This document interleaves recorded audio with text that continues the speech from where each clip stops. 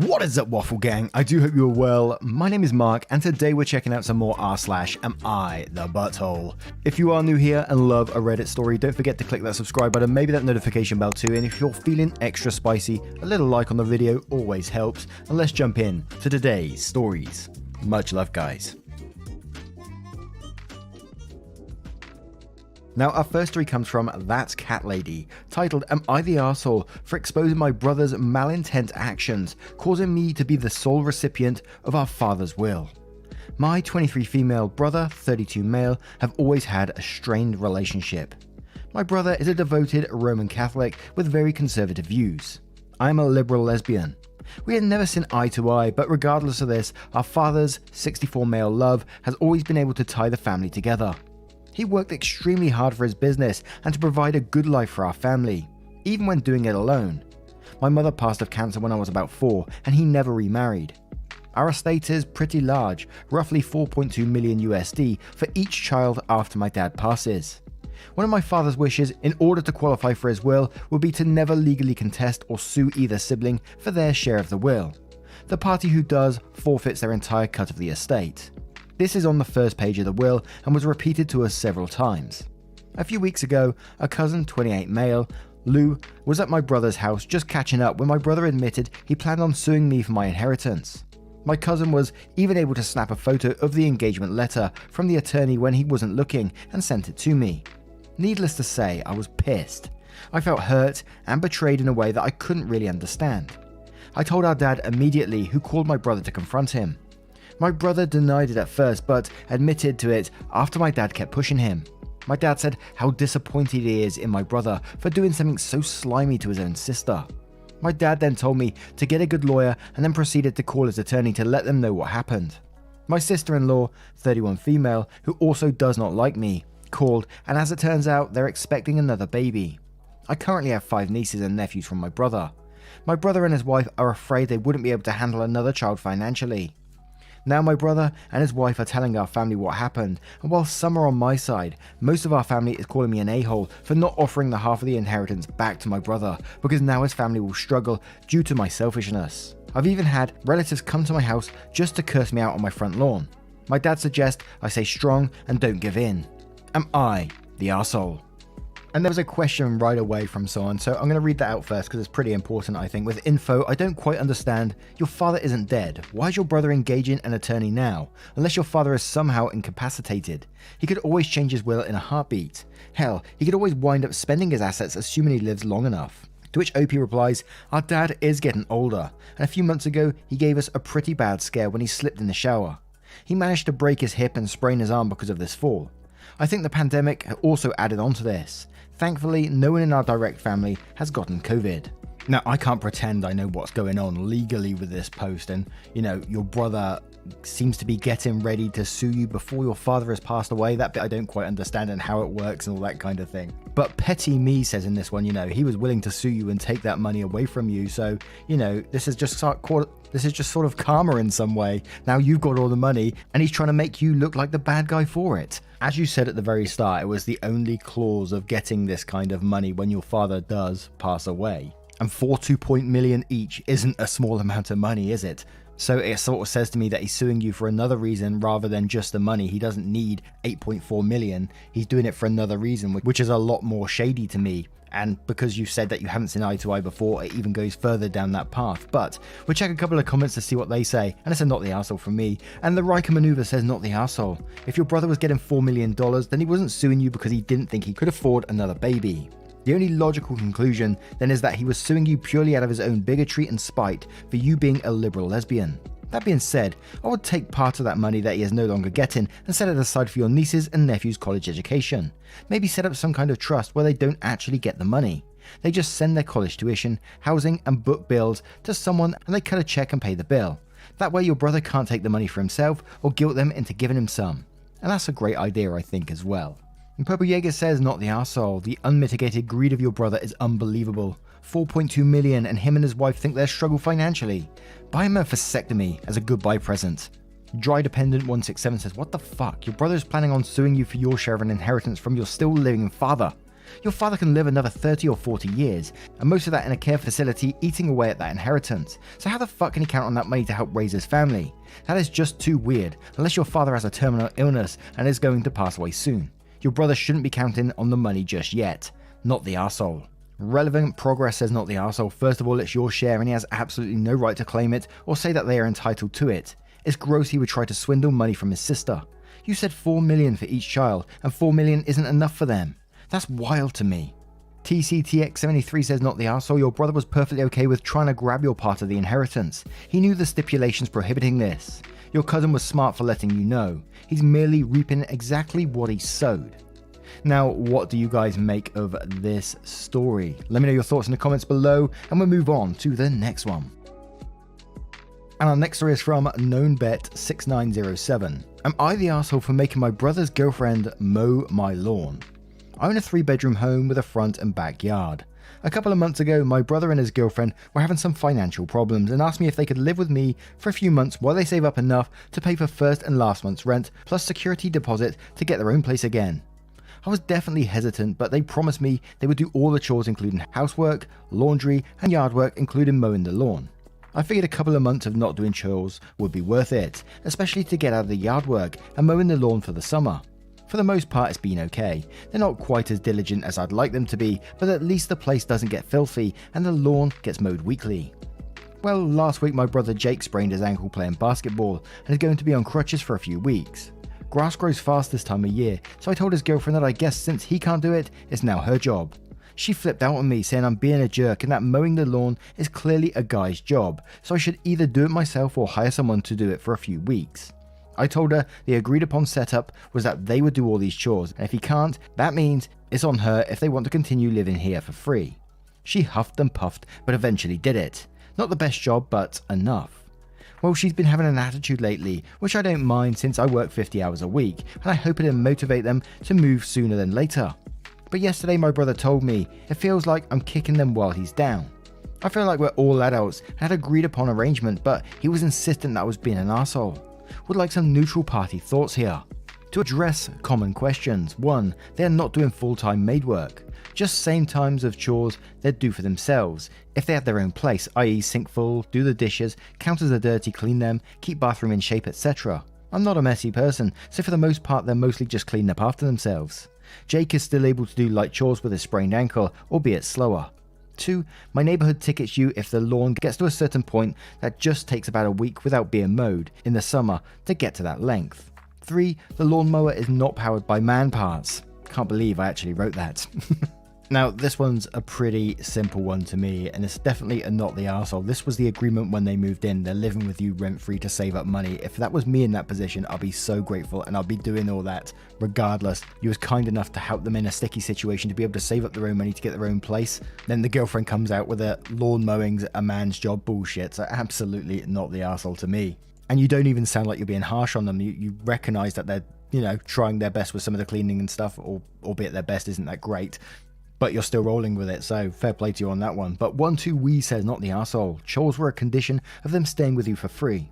He's injured. She is not, so I don't see what the problem is. Women mow the lawn all the time. Having his girlfriend do it is not vindictive at all. Makes you wonder if they lived in their own house, would girlfriend be mowing their lawn or just let it grow wild until your brother was able to do it again? They're supposed to be a team, but she's complaining about pulling her weight when her boyfriend isn't able to contribute. Not cool. Danny Big D says not the arsehole, as they said they promised to do all the chores, including the mowing. So with his basketball injury, I assume this means they won't be moving out when they said right. Good luck with that. Murray DZ says, when my husband was fighting cancer, I did and still do all the yard work. What an entitled piece of work the girlfriend is. Nothing is men's or women's work anymore, plus there are plenty of chores your brother can do while on crutches, like dishes and such. Amethyst Dream says not the arsehole. That was the agreement, but if she doesn't want to do it, she can hire someone since they don't have any other household expenses. Lady A29 says not the arsehole. I'm a woman and I mow, weed and edge my own lawn. I also planted a garden and weed that too. She can get off her high horse. And one more from Andrea Barbato, who says not the arsehole. She's displaying some toxic femininity by saying it's a guy's job. I guess it's a woman's job not to leech from someone that isn't family, boyfriend or friends. Now, what do you guys make of this story? What would you do if you found yourself in this situation? Let me know your thoughts in the comments below and we'll move on to the next story. And our next story comes from Primary Formal 8552, titled, Am I the arsehole for threatening to run over my neighbour's kids' toys because they were in my driveway? My neighbour has 5 kids, all under the age of 7. The oldest daughter is the only one who keeps an eye on the rest of them, and she's just a kid herself. The kids themselves are super sweet, but my neighbours have no respect for other people's spaces, and allow their kids to leave their bikes, scooters, toys, and even trash in other people's driveways and lawns. We live in a cul-de-sac. The youngest, who is like 2, threw tissue paper all over people's yards from a gift he received, and when it rained, it got mushy crud all over the yards. When another neighbour asked him or his mother to pick it up, his mother just ignored it. They leave their stuff in my driveway too, to where some mornings I can't get out without moving it myself and throwing it over into the grass, which is still on my property. One morning, when the kids were actually outside with their mother, I yelled to the mother, I might run over the trikes, can you please come move it? They had like 3 to 4 bikes, tricycles just scattered across my driveway. The mother started getting annoyed, asking why I couldn't just move it. I told her because it was her kid's stuff and it should be over their side. But I might squish it because I either A, don't know it's there until I reach a certain blind spot, or B, I don't want to touch their stuff anymore. She started whining, saying that they were just kids and didn't know better. I never blamed the kids, I blamed her, and told her that she was just excusing bad behaviour on her part towards her kids. I've asked the kids before to move their stuff, but they don't listen to me either. Am I the arsehole for threatening to run the toys when they won't stop leaving their stuff over here? Again, this one's going to be a not the arsehole to me. It didn't sound like you was threatening at all from the way you explained this story. You was just merely making a point that, you know, you got blind spots in your vehicle, you may run over one of their bikes or tricycles. And I'd be more worried about that damage in your vehicle rather than the bike or trike itself. And clearly the children are just learning from their own parents' shitty attitude here. And I kind of wonder what would happen if you was just like to take the bikes and stuff and put them in your garage or wherever, just round the corner, let them panic for a moment and come to you about it. But Rodak TV says, fucking send it. Fuck them kids. In all seriousness, if they can leave it on your property, just put it in your house and act like you never saw it. It'd teach them to leave their stuff in your driveway. Cool Stuff, Slick Stuff says, not the arsehole. I'm in a similar situation, with one key difference. I've got a neighbour with 4 kids, 6 and under. They're crap, and to be fair, my kids' crap is constantly strewn about my driveway. I've warned my kids, I'll run your stuff over if you don't clean it off the driveway when you're done with it, and I've said the same thing to the neighbours' kids and their parents. The key difference is their parents said, yeah, I would too. If they've ever left their crap in your driveway, just text me and I'll send them over to clean it off. And if you accidentally run it over, maybe they'll learn, which, in my opinion, is the appropriate response. Jacob Maverick says, not the arsehole, doesn't sound much like a threat and more like a statement. Maybe try to communicate with the kids that you may not see their bikes or toys in your driveway one day and you don't want to accidentally break their stuff, so they should put it somewhere safe. OK Culture says, not the arsehole. What I would do is start gathering the toys up every time they leave them at your house and not let them have them back until they promise to stop leaving the toys in your driveway. And if they continue to leave the toys in your driveway, donate them to Goodwill. Someone has to teach these kids how to clean up after themselves, and the mum obviously won't. And one more from Northern Lit Up, who says, not the arsehole, but it seems she won't listen until it is no longer convenient for her not to. I don't normally advocate breaking kids' toys, but in this case, as long as it won't harm your car, you can simply tell her that you didn't see them there. Also, highly recommend you getting security cameras outside so you can document the repeated presence of the kids and their toys on your property. It sucks that you have to ban them from your property, but it's probably going to come down to that. Now, what do you guys think about this one? I'd worry about using my car to run over someone's bike, mainly because it damaged my own car, but what are your thoughts on this one? Let me know your thoughts in the comments below, and we'll move on to the next one. And our next story comes from a throwaway account titled, Am I the arsehole for asking a disabled man for the disabled seating on a bus, even though I'm not physically disabled? I'll try to keep this short. I'm 22 years old and have extensive trauma that does not allow me to have my back turned to anyone in a public area. If so, I start shaking, crying, and having a full-blown panic attacks. I would also like to add that I have a service dog. Well, on this particular bus I take, the disabled seating is perfect because it's in the back and is facing towards everyone. On this day, the bus was pretty crowded, so all the seats were taken. I could feel myself getting pretty anxious already, so I decided to approach a man in the disabled seat that didn't look visibly disabled. I asked him if I could have the seat, as I could feel my anxiety getting worse. He said I didn't look disabled, and explained that he has a really bad knee and another medical condition that I can't exactly name, but it didn't allow him to stand for long periods of time. He pulled out a cane that I hadn't seen previously before. I pointed to my service dog, telling him that although I didn't have a physical disability, I was very much considered disabled. I told him that the ride was only about 5 minutes long and I would appreciate if I could just sit for the meantime so I wouldn't have a panic attack and disturb the other passengers. He shook his head, saying he needed the seat more regardless and that I was just being a big baby. The woman next to me chimed in to say that since I could stand, I'll be fine, and asking him was rude of me.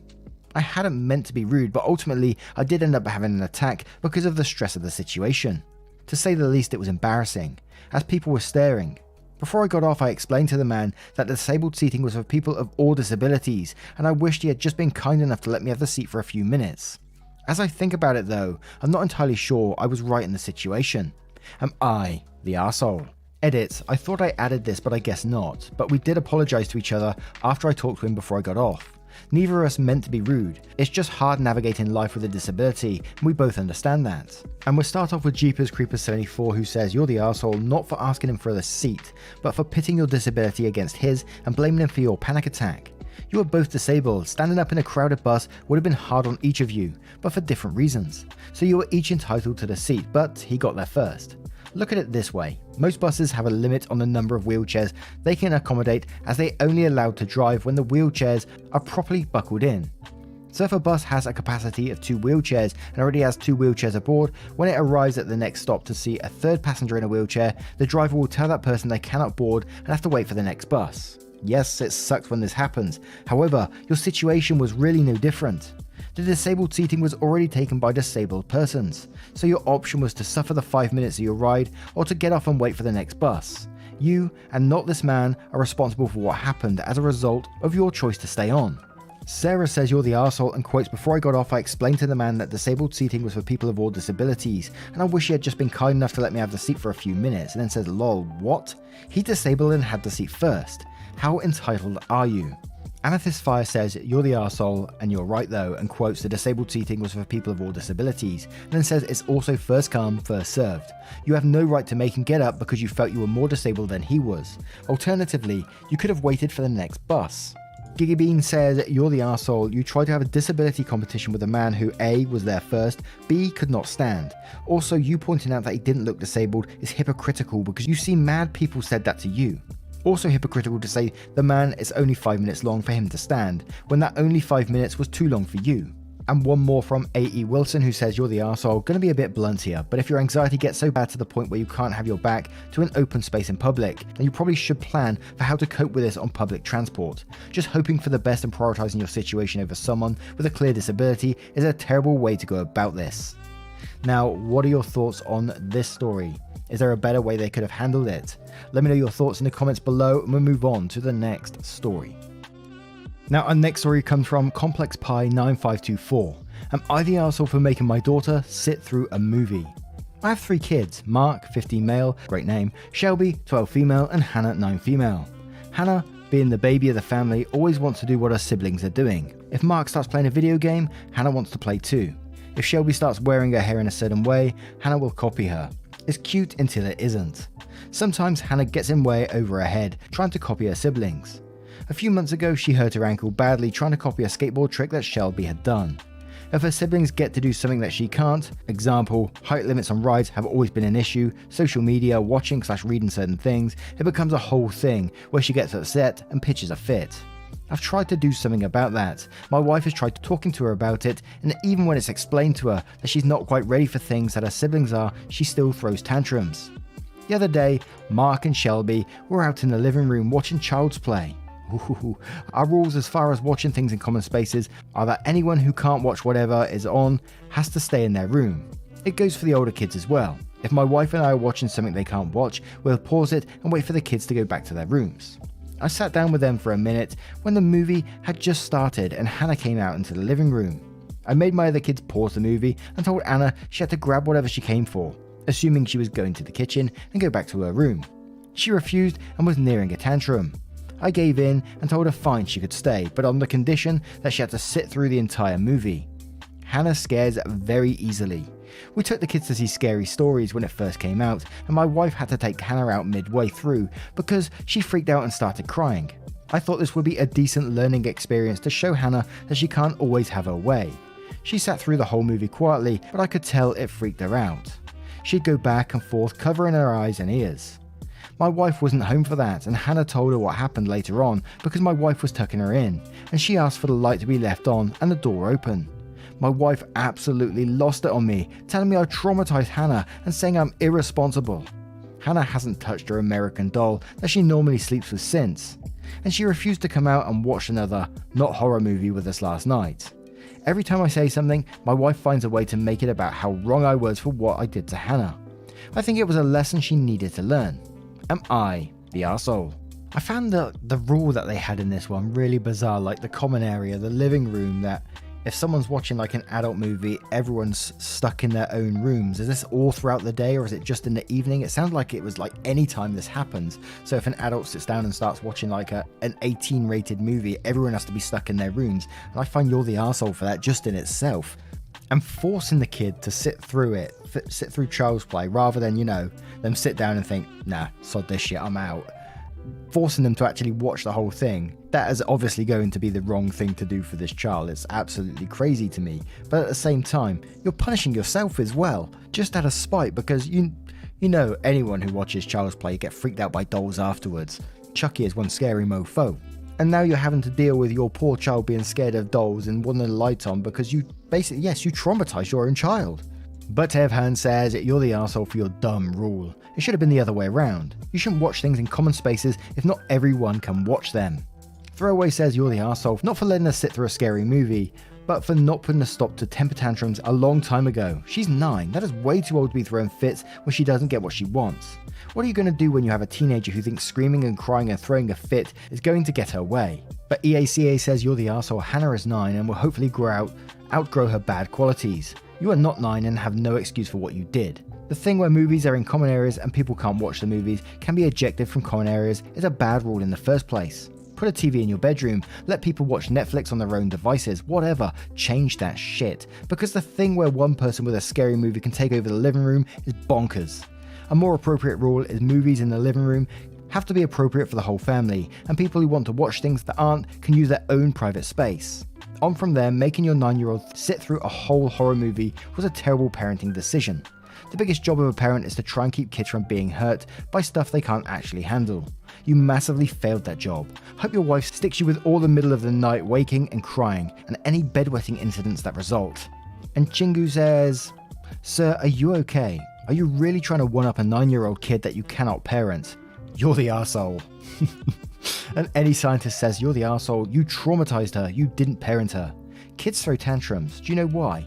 Because they are either losing self-control or they know it's a surefire way to get what they want. Your job is to explain the consequences of her throwing a tantrum and then follow through when she does. Parenting isn't always fun and it's rarely easy, but you need to follow through. You screwed up, it happens. Now go find the kid a good therapist. Now, what do you guys make of this one? Have you seen Child's Play? I think I pretty much saw all of the Chucky movies and like Halloween movies and stuff, all the retro ones, before everyone decided, gore is a great thing, and let's just film movies with gore before all that sort of stuff. Let me know your thoughts in the comments below and we'll move on to the next one. Let's not forget about Friday the 13th or Texas Chainsaw Massacre. That was my favorite, the original, not the remake. Hugsy Panda comes in with, "Am I the arsehole for punishing my husband for throwing away my dinner? To preface, my husband 33 and I 29 have been together for 4 years. He's vegan and I'm not. He cooks for himself and I cook for myself since he doesn't eat meat products. Last night I prepared dinner and sat on the couch to eat and watch TV. I heard my phone ring upstairs and went to answer it as it was an important call. I got caught up in the conversation and didn't realise I spent 6 minutes on the phone. I went downstairs after the call ended and saw my husband sitting on the couch. I looked past him and saw my dinner plate was gone. I looked around asking if he touched it and he said he dumped the food in the trash can because it looked like it was left on the coffee table for a long time and there was a bad smell coming from it. Almost like the meat was rotting inside, and said that while making a disgusting face. I was floored. I yelled at him, "What the hell is wrong with you? I just prepared dinner for myself and was about to eat but had to take a 6-minute phone call and come back." He said he didn't know the food was fresh since he was working in his office, but still, there was a weird smell coming from the plate. I said it was none of his concern and he should have left it alone, but defended himself saying it wasn't his fault, his eyes got tired of working and wanted to watch TV. But I decided to leave meat laying around for him to feel disgusted knowing how he reacts to being exposed to meat products. He started making gagging sounds, then went on about the living room being mutual space, and I disrespected him by leaving meat around. I mentioned that he always eats his food in the living room, sometimes the bedroom even. He said, "So you're saying you're disgusted with my cooking?" I asked if he was disgusted with mine, but he explained that his problem with me leaving meat on display was the total lack of consideration for his health. We got into a big argument, then I went upstairs and refused to do the dishes after he reminded me that's my part of the chores. True. He ended up doing them himself and started complaining. I was punishing him for what happened by making him do the dishes with his injured, he had an accident, hand. I said his injured hand threw my dinner away. I said if his injured hand threw away my dinner, then it can do the dishes just fine. But he said I'm violating the deal and not sticking to my part of the chores. Am I the arsehole? I'm thinking maybe he was right in that the living room is a shared space and I shouldn't have left meat there. It's one of those ones where I come into it after reading it, I think, that guy knew what he was doing. And seeing as OP just made that meal, that must have been like a full meal on that plate, and just thought, oh, I'm going to throw that whole thing away. And it must have been at least warm still after like 6 minutes. And meat just doesn't like smell rotting or anything like that after that amount of time either. It's just crazy. And I know this opinion, this next one I'm going to say is going to be extreme, but why do you live in that situation, man, where you're picking at each other what you're cooking? And it's crazy. Any scientist says not the arsehole, your husband sure is. I understand that he's not thrilled with you eating meat, however, he behaved in a childish and petty manner. What he did was both wasteful and disrespectful. There is no way he would have allowed meat to sit around for days, thus allowing it to rot and smell bad. He knew you were a meat eater prior to marriage. If he had a problem with it, he shouldn't have got married.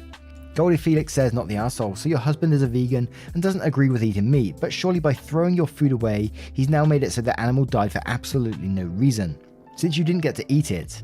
Not only does he sound rude, controlling, condescending and obnoxious, he's also furthering the problem by wasting the meat that would have at least died for a reason if you'd been able to eat it. I absolutely hate people that force their way of life on others. I'm a vegetarian, but would never stop my husband eating meat because that's his choice. Shiloh says not the arsehole. He knew what he was doing. At first it seemed like an honest mistake, however, he then said that you left meat there for him to be disgusted, which implies he threw it out because he didn't want to be near meat, not because he thought the food was old. Also, having cooked it just 6 minutes ago, the food would still be warm, which you would have felt through the plate. Also, he was the arsehole. You need to decide if your different lifestyles are compatible. Get Good Dandy says unless your husband is actually allergic to meat, he's being a total drama queen and forcing his diet upon you. Not the arsehole. I'd be asking why someone so against the consumption of meat was so willing to throw away a perfectly good meal, forcing you to cook more. Because that's counterproductive and wasteful. I think your husband needs to be more respectful of your dietary choices. And one more from Mandeep says, not the arsehole, just leave his meat alone for a while to be sure he gets the point. Now, what do you guys make of this story and today's collection of stories? I would love to know your thoughts and verdicts if you choose to share them, but never any pressure though either. A huge thank you from the bottom of my heart for spending 20 to 30 minutes with me today. It means the absolute world. There's a playlist on your screen right now where you can get involved with more Am I the Arsehole videos. Over 600 videos we got at this moment in time of just Am I the Arsehole, and there's other subreddits as well in different playlists that you can get involved with. Thank you so much, and I will see you in the next one. Take care, guys. Much love.